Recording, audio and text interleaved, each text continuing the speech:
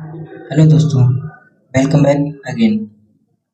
मैं मिस्टर संजय पटेल आपको संविधान के दूसरे पार्ट प्रस्तावना के कुछ क्वेश्चंस को लेकर के प्रस्तुत हुआ। अगर आपने पिछला वीडियो देखा होगा तब इस प्रस्तावना को आप बहुत अच्छे से लगा सकेंगे। तो हम आप आगे बढ़ते हैं जिससे कि हम अपने हल करें और अपनी परीक्षा के लिए तैयारी को दुरुस्त करें। तो शुरू करते हैं अपना वीडियो। पहला क्वेश्चन यह है कि प्रस्तावना को संविधान के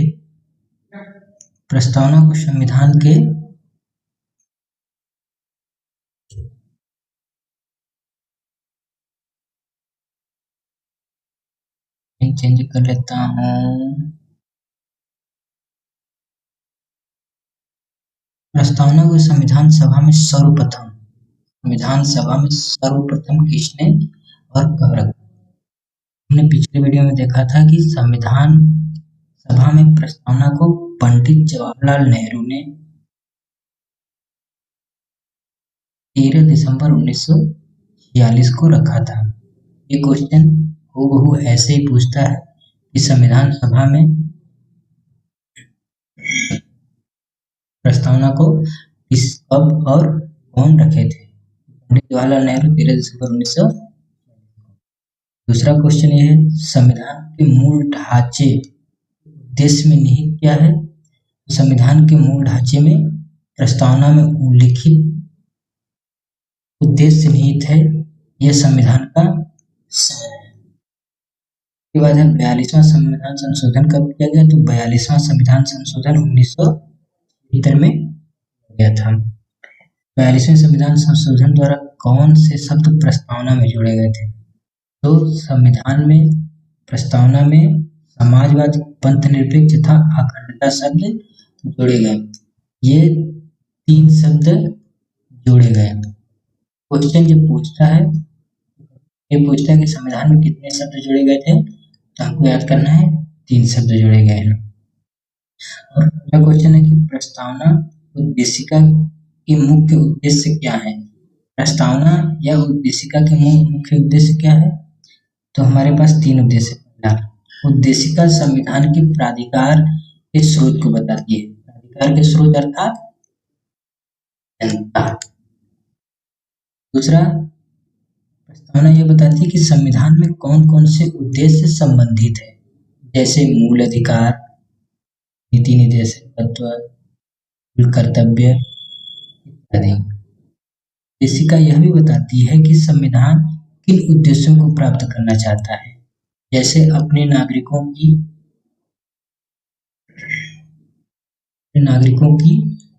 स्वतंत्रता, उनके अधिकार और उनके विचार, अभिव्यक्ति, विश्वास, अन्य चीजें, और उनके कल्याण के लिए नीति निर्देशक तत्व हैं तथा उनके कर्तव्यों के लिए कर्तव्य है। संविधान हम भारत के लोग शब्दों से क्या निहितार्थ है? इसको बहुत ध्यान से समझिएगा। हम भारत के लोग। संविधान का निर्माण किसी अन्य जैसे ब्रिटेन आदि देशों द्वारा नहीं किया गया है। का निर्माण करने वाले भारतीय हैं तथा संविधान की शक्ति का स्रोत, क्योंकि हम पिछले वाले स्लाइड में ये देखें, संविधान की शक्ति का स्रोत कौन सा है? ये क्वेश्चन कई बार एग्जाम में पूछ चुका है। आप इसको एकदम कि संविधान के स्रोत कौन है? जनता है। नेक्स्ट क्वेश्चन क्या है? संपूर्ण प्रभुत्व संपन्न, इन शब्दों से क्या तात्पर्य है? ये क्वेश्चन भी बहुत अच्छा है, तो देखते हैं। इन शब्दों से तात्पर्य है कि भारत किसी अन्य देश पर निर्भर नहीं है, अर्थात वह अपने निर्णय लेने के लिए, चाहे वह आंतरिक हो या बाह्य, आंतरिक मतलब अपने देश के अंदर और बाह्य मतलब विदेश नीति के लिए वह स्वतंत्र है और उसके लिए वह कुछ भी निर्णय ले सकता है। वह न किसी अन्य राज्य के अधीन है, न अन्य राज्य द्वारा उस पर कोई किया है या उसके अधीन बनाया है, अर्थात वह पूर्ण रूप से स्वतंत्र राज्य देश है और इसका अधिकार या नियंत्रण में नहीं है। लोकतंत्रात्मक शब्द से क्या तात्पर्य है? लोकतंत्रात्मक शब्द से तात्पर्य यह है कि शासन सत्ता के अंतिम स्रोत कौन है? जनता है या लोग है। सरकार लोगों के द्वारा और लोगों के लिए बनी है। यह शब्द कहा था अब्राहम लिंकन ने। और संविधान भारत के वयस्क मताधिकार के आधार पर प्रतिनिधि लोकतंत्र की स्थापना करता है। सामाजिक, आर्थिक, राजनीतिक न्याय का आश्वासन दिया गया है। ये भी क्वेश्चन पूछता है कि संविधान में कितने न्याय की बात की गई है? तो 3 न्याय है। कौन कौन से? सामाजिक, आर्थिक, राजनीतिक। कभी कभी क्वेश्चन ये पूछता है कि जो न्याय है संविधान के प्रस्तावना में उसके क्रम को बताइए। तो आप क्रम एकदम याद कर लीजिए। सामाजिक है, फिर आर्थिक है, फिर राजनीतिक न्याय है। ये तीनों एक क्रम है। गणराज्य शब्द। गणराज्य शब्द का यह तात्पर्य है कि भारत में सत्ता जो है वो वंशानुगत नहीं है। अर्थात भारत में जो सत्ता है वह मताधिकार द्वारा तय होगा और इस पर शासन करने वाला लोगों द्वारा चुना जाएगा। क्योंकि में लिखा गया है कि इसका अर्थ है कि भारत में राज्याध्यक्ष या राष्ट्राध्यक्ष या सर्वोच्च वंशानुगत न होकर निर्वाचित होती है, जिसको जनता नियुक्त करती है। और राष्ट्रीय अध्यक्ष और राष्ट्रपति का निर्वाचन अप्रत्यक्ष रूप से 5 वर्ष के लिए होता है। अप्रत्यक्ष रूप से मतलब कि जनता अपने कुछ प्रतिनिधि को चुनती है और वो प्रतिनिधि राष्ट्रपति या राष्ट्रीय अध्यक्ष को चुनते हैं। भारत के सभी सार्वजनिक पद बिना किसी भेदभाव के सभी के लिए खुले हैं। भारत में कोई भी विशेषाधिकार प्राप्त नहीं है। यहाँ हम 2 चीज एकदम क्लियर कर देना चाहते हैं। एक तो है कि लोकतंत्रात्मक का अर्थ ये है कि जो सत्ता है वह जनता के प्रतिनिधि होंगे और गणतंत्र का मतलब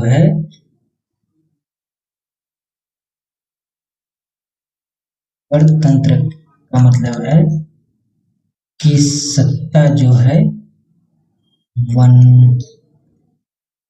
वंशानुगत नहीं है। ये 2 शब्द आपको अंतर समझ में आ गया होगा, लोकतंत्रात्मक और गणतंत्र का मतलब। उम्मीद करता हूँ ये आपको अच्छे समझ में आया होगा। आगे देखते हैं। सामाजिक, आर्थिक और राजनीतिक न्याय से क्या तात्पर्य है? ये क्वेश्चन मैं बहुत बार बता रहा हूँ आपको, एकदम ध्यान से पढ़ लीजिए। ये बहुत ही इम्पोर्टेंट है, लगा लीजिए इम्पोर्टेंट। सामाजिक न्याय का मतलब सभी नागरिकों को किसी भी भेदभाव के बिना, ये चीज है, किसी भी भेदभाव के बिना उनको समानता प्राप्त होगी और व्यक्तियों के मध्य जाति, वर्ग, लिंग, नस्ल, संपत्ति या अन्य के आधार पर भेदभाव नहीं किया जाएगा। आर्थिक न्याय का मतलब है समाज में अधिक अमीरी और गरीबी ना हो, वर्ग भेद न्यूनतम हो और प्रत्येक व्यक्ति की न्यूनतम आवश्यकताओं की पूर्ति किया जा सके। राजनीतिक न्याय मतलब सभी नागरिकों को राजनीतिक क्षेत्र में समान और स्वतंत्र रूप से भाग लेने का अवसर मिलेगा। अब लगाते हैं इससे संबंधित कुछ क्वेश्चन। पहला क्वेश्चन क्या है? भारत की संप्रभुता किसमें निहित है? हमने पीछे देखा भारत की संप्रभुता किसमें निहित है? भारत की जनता में। ये क्वेश्चन आप आराम से देख लीजिए और क्वेश्चन ऐसे ही पूछेगा और आपको आ भी जाएगा एग्जाम में, एक बार में क्लिक करेगा। दूसरा क्वेश्चन है भारतीय संविधान लागू कब हुआ? ये लागू पूछ रहा है, ध्यान दीजिएगा। लागू कब हुआ? लागू हुआ था 26 जनवरी 1950 को। लेकिन हमारा संविधान बन के कब तैयार हुआ था? 26 नवंबर 1949 को बनकर तैयार हुआ था। ये क्वेश्चन भी ऐसे पूछता है। अगर लागू पूछेगा तो 26 जनवरी 1950, और हमारा संविधान कब बनकर तैयार हुआ था? 26 नवंबर 1949 को। अब तक संविधान की उद्देशिका में कितनी बार संशोधन किए जा चुके हैं? देखिए आ गया क्वेश्चन। तो संविधान में संशोधन कितनी बार किए गए हैं? केवल एक बार। कब किए गए? 1976 में। अमेंडमेंट क्या था? 42 अमेंडमेंट था। याद कर लीजिए। गणतंत्र, गणतंत्र हम पीछे बताएं। गणतंत्र का मतलब क्या है कि राज्य जहां पर अध्यक्ष वंशानुगत न हो वो गणतंत्र कहलाता है। देखते हैं भारत का संविधान पूर्ण रूप से कब तैयार हुआ?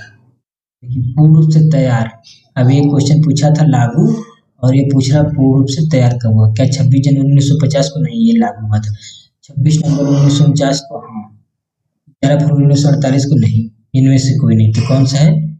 26 नवंबर 1949 को हमारा तैयार हुआ था संविधान, और 26 जनवरी 1950 को लागू हुआ था। ये क्वेश्चन है। भारतीय संविधान किसके द्वारा स्वीकृत है? संविधान सभा द्वारा, भारत की संसद द्वारा, प्रथम निर्वाचित सरकार द्वारा, भारत की जनता द्वारा। तो किसके द्वारा? सॉरी, भारत की जनता द्वारा संविधान स्वीकृत है, क्योंकि पहले ही लाइन लिखा गया है भारत के लोग, we the people of India. सामाजिक समता का अर्थ क्या है? ये क्वेश्चन बहुत इंपॉर्टेंट है, ये एक बार सीजी ने पूछा था। सामाजिक समता का अर्थ क्या है? क्या दमन का भाव है, बी अवसरों का भाव है, सी भेदभाव का भाव है, डी विषमता का भाव? किस चीज का भाव है?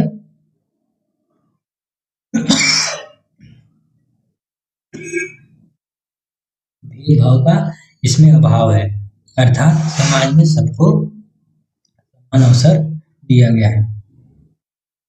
निम्नलिखित में से कौन सा शब्द संविधान की उपयोगिता में नहीं है? कभी कभी क्वेश्चन निगेटिव पूछता है तो ध्यान देना, नहीं है। समाजवादी शब्द है, पंथनिरपेक्ष है, प्रभुत्व संपन्न है, लोक कल्याण नहीं। आंसर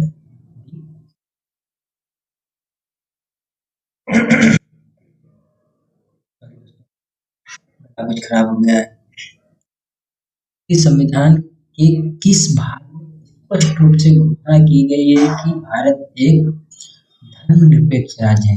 मौलिक अधिकार नहीं। संविधान की प्रस्तावना में बिल्कुल सही। आगे देख लेते हैं। राज्य की नीति नीतिक तत्व नहीं। संविधान की 9वीं अनुसूची नहीं।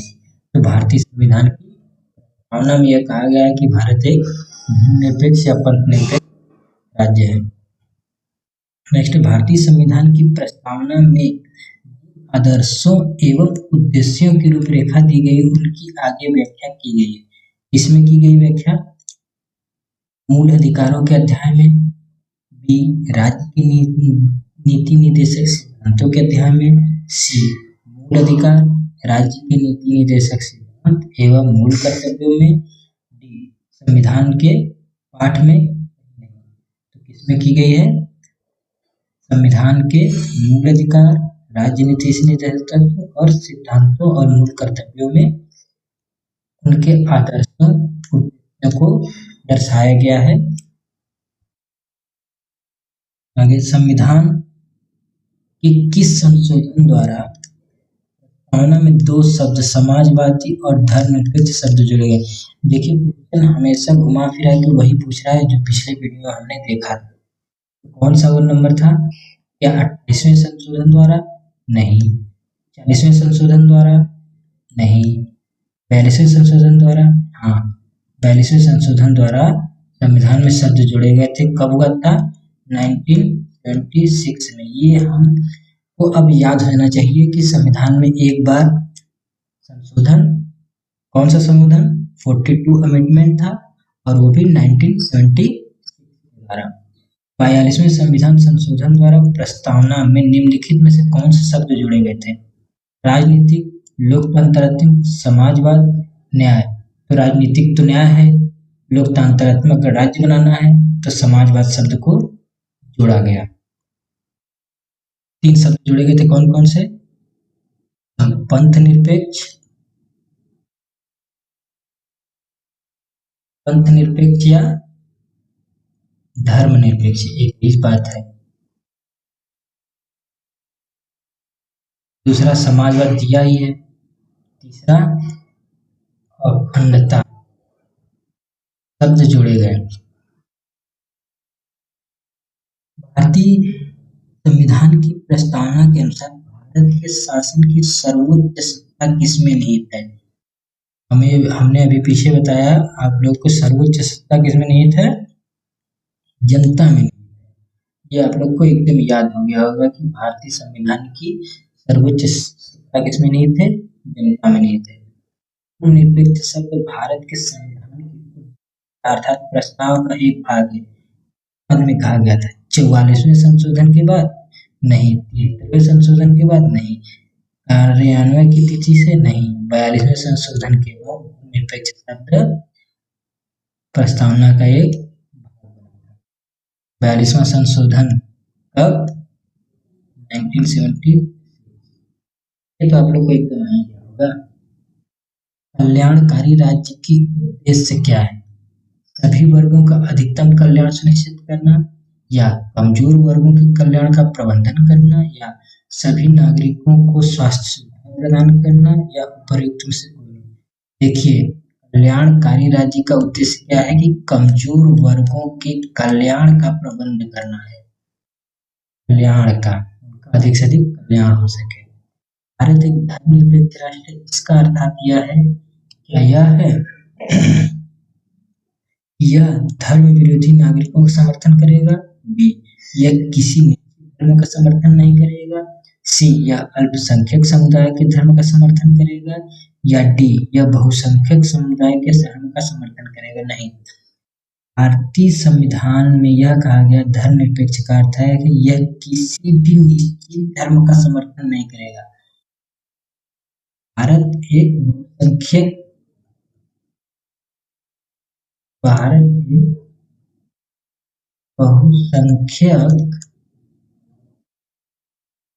धर्म को मानने वाला देश है, लेकिन राज्य का कोई धर्म नहीं है।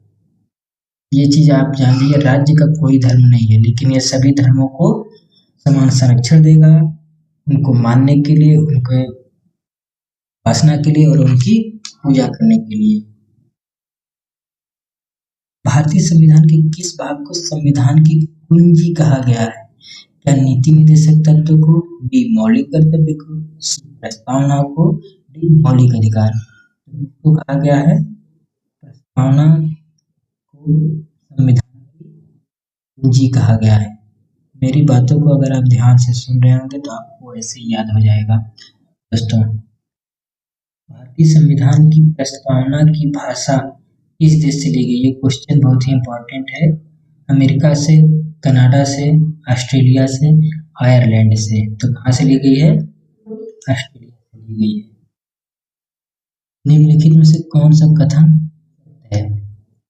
बेरुबारी केस में सुप्रीम कोर्ट ने कहा था कि प्रस्तावना संविधान का भाग नहीं है। कब था बेरुबारीवाद? 19 केशवानंद भारती केस में सुप्रीम कोर्ट ने प्रस्तावना को संविधान का भाग माना। कब था? 1970 में। भारतीय संविधान की प्रस्तावना कनाडा के संविधान से लिया गया? नहीं, प्रस्तावना कहाँ से लिया गया है? अमेरिका से। इनमें से कोई नहीं, तो कौन सा सही है? ए और बी सही है। निम्नलिखित में से किसने भारतीय संविधान की प्रस्तावना को संविधान की कुंजी नोट कहा था? ये एक विदेशी व्यक्ति थे, लेखक अर्नेस्ट बारका टेगोर। राजनीतिज्ञ थे। बेरुबाड़ी मामला किस वर्ष संबंधित था? अभी मैं पीछे बताया हूँ आपसे, आपको तुरंत याद आ गया। 1972 नहीं, 1976 नहीं, 1970 नहीं, 1960। बिल्कुल सही आपने गेस किया, 1960 में बेरुबाड़ी मामला था। और वही केशवानंद भारती, केशवानंद भारती केस कब आया था? 1970। के एम मुंशी का संबंध किससे था? के एम मुंशी का संबंध संविधान के प्रारूप समिति से, प्रस्तावना समिति से, लोक लेखा समिति से, संविधान के प्रारूप समिति से के एम मुंशी का संबंध था। निम्नलिखित में से कौन सा कथन सत्य नहीं है? ये सत्य नहीं है दोस्तों, ध्यान दीजिएगा। सत्य नहीं पूछ रहा है। क्या भारतीय संविधान के लागू होने की तिथि 26 नवंबर 1949 थी? लागू होने की तिथि पूछ रहा है। तो लागू तो हुआ था कब? 20 जनवरी 1950 को। यही आपने गेस किया। 26 नवंबर 1949 को तो तैयार हुआ। आपको सब याद आ रहा है। धर्मनिरपेक्ष शब्द को 42वें संविधान संशोधन द्वारा, एकदम सही है। 42वां संविधान संशोधन 1976, 42वां संविधान संशोधन 1976 में हुआ था, सही है। भारतीय संविधान में सामाजिक, आर्थिक, राजनीतिक न्याय रूसी क्रांति से लिया गया है। कौन सा आंसर हो जाएगा हमारा? गलत, ये वाला, क्योंकि ये लागू पूछ रहा है और यह है 26 नवंबर 1949। इस दिन क्या हुआ था? बन के तैयार हुआ था।